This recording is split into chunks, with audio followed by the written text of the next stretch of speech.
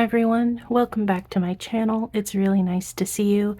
Today I have another installment in my Arcana Archive series, which if you didn't know is just me going through my collection, randomly selecting a deck that I have here on a piece of paper. All my decks are in here, and then walking through that deck together, and then talking about how I use it, how I work with it, and what it's been like. This is really just a good way to, I don't know, I wanted to document my collection.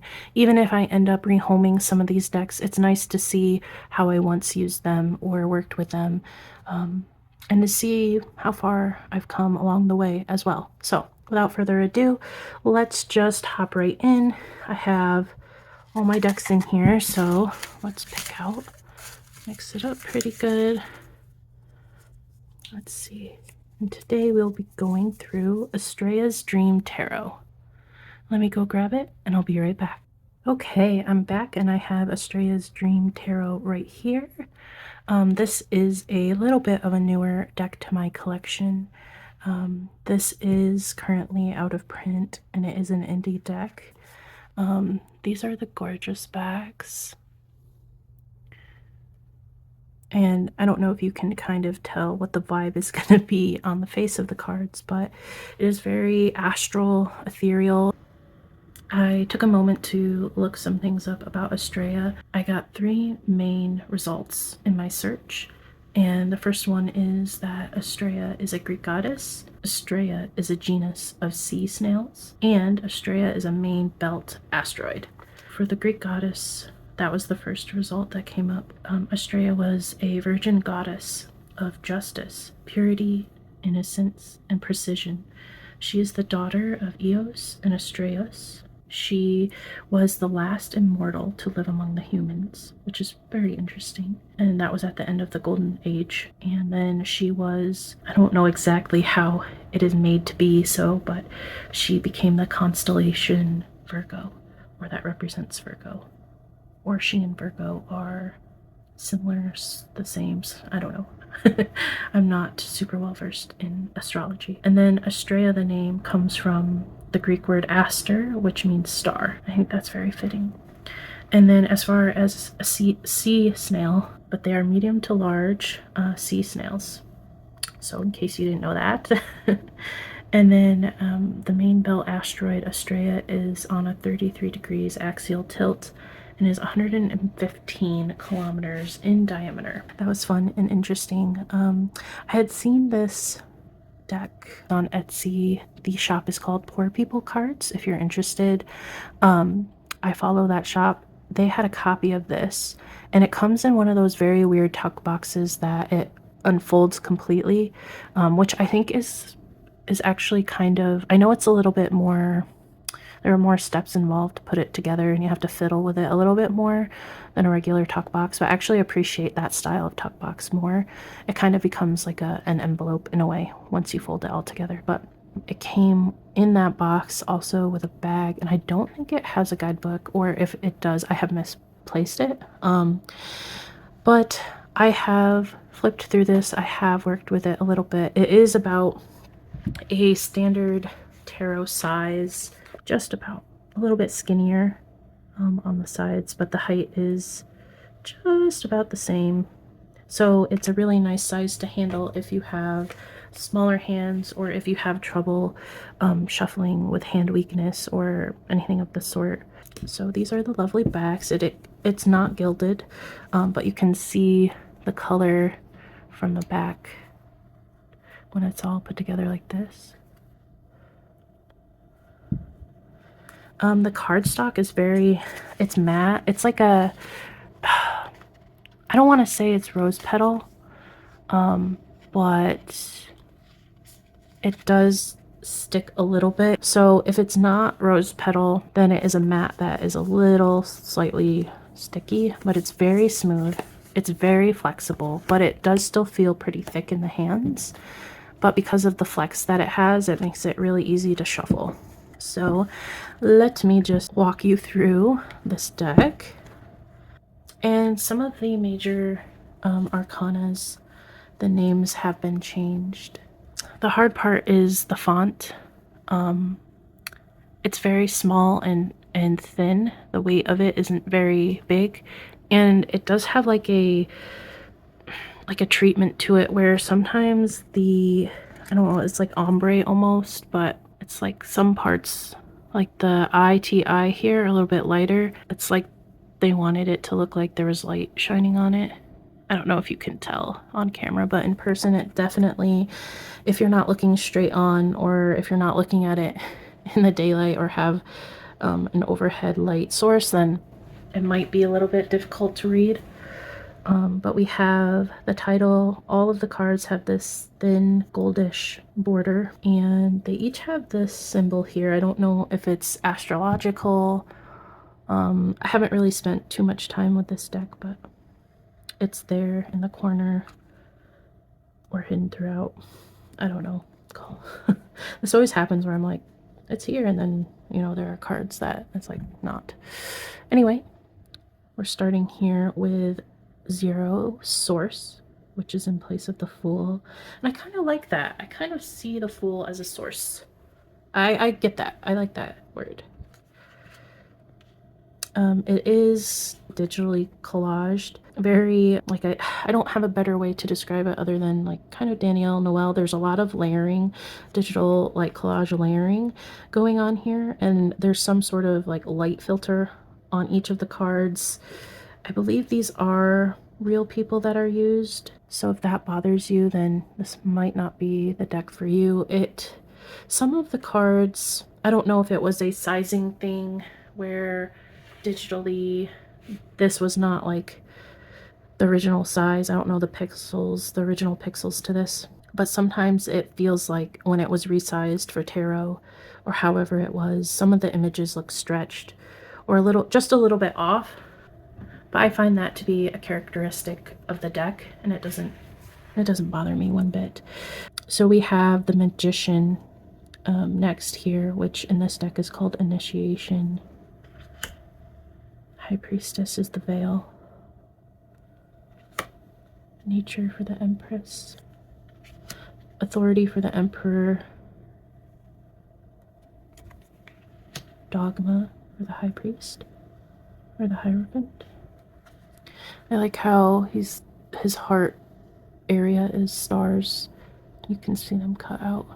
So you can tell there's a lot of geometry to this, a lot of more pastel colors, human faces, like in the Emperor, it was a lion man. And I really wanted to, I don't know exactly, to be honest, my intentions with working with a deck that feels of this higher realm. In a way, I feel like that's what this artwork provides for a lot of people. It takes them to more of an astral place, and that's not anywhere that I've ever really touched upon or gone in my practice. But I am open to everything. I'm open to exploring tarot and all the different directions that it goes, because you never know what's really going to resonate with you and what you'll learn from it.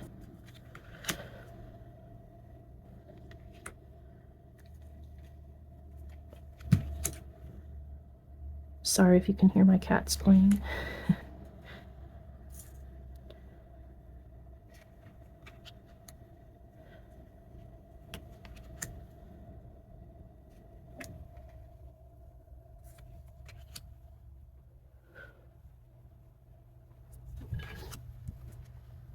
We'll start here with cups. So it's not exactly pippish, but more, I don't even want to call this minimal because there's still a lot going on. There are still depictions of some of the scenes, but it can feel a little pippish at times. But I think it's the perfect balance for me, because I haven't fully learned or don't fully feel comfortable with just going off pips. I don't know why I'm having trouble like trusting myself to memorize and know the different meanings just based off their numerology. I don't know why that feels daunting to me, because when I do use an RWS style where the pips are illustrated, I can go off of the numerology just fine and ignore the illustration, but I can't use like a Marseille style and do the same thing. So I'm not exactly sure. Maybe it's just the comfort of knowing that if I can't pick the numerology up, that there is a picture there to go off of intuitively. But I also know the meanings, right?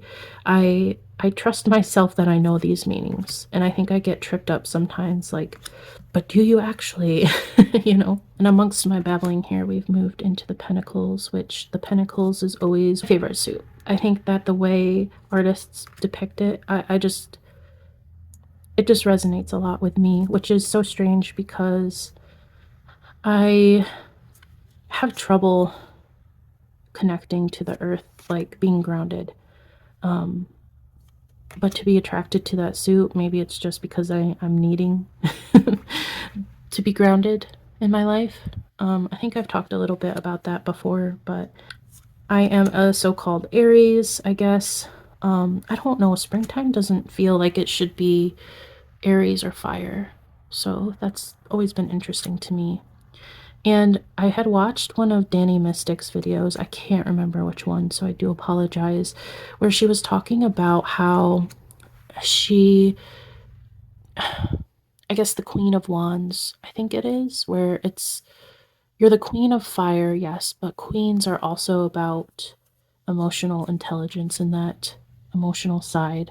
So it's the Queen of Water also elementally, and what that exactly means. And she was speaking a little bit about it, and I was just like, light bulb moment. I feel that way because I'm an Aries, and I know that there are different levels to Aries, different depending on if you were born beginning, middle, end of the Aries season, where you were born, all that is taken into account.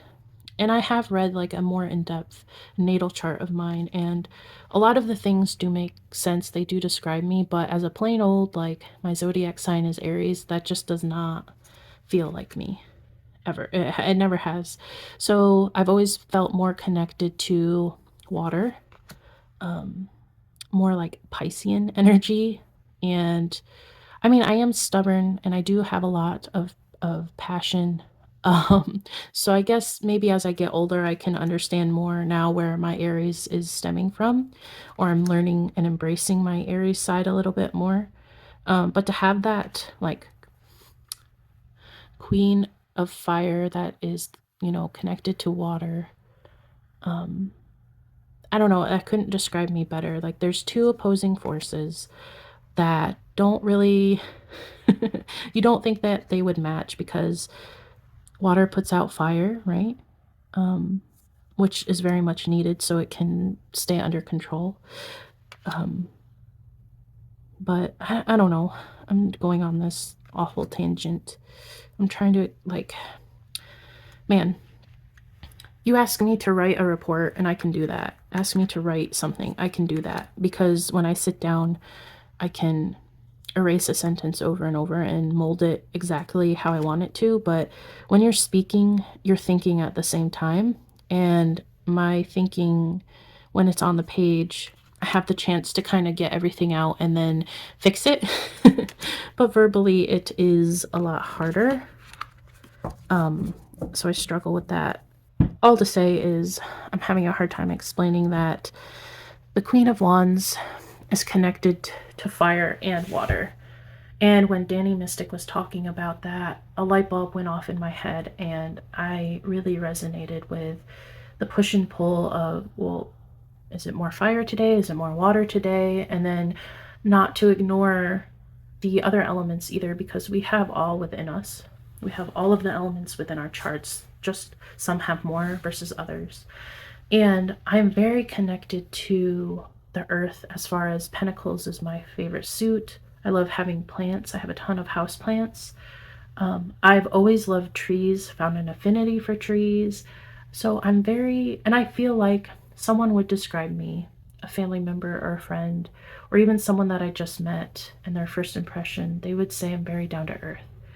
But my fireside, I guess, or wherever my anxiety lives, challenges that for sure. I don't know how to bring more earth in when I'm caught up in an anxious moment, or for me, I live with anxiety every day, every moment. It can get really difficult. Some days it's just hard not to roll up in a ball and cry about how awful anxiety is to live with. It is terrible. No matter how much therapy, how much maybe you've changed your diet, you're doing exercise, you're on medication, natural or otherwise, like it doesn't matter. Sometimes it feels like no matter what you do, it is always there looking over your shoulder. And all you can do is try to keep it there, keep it at bay. And it's a lot of work and it gets tiring.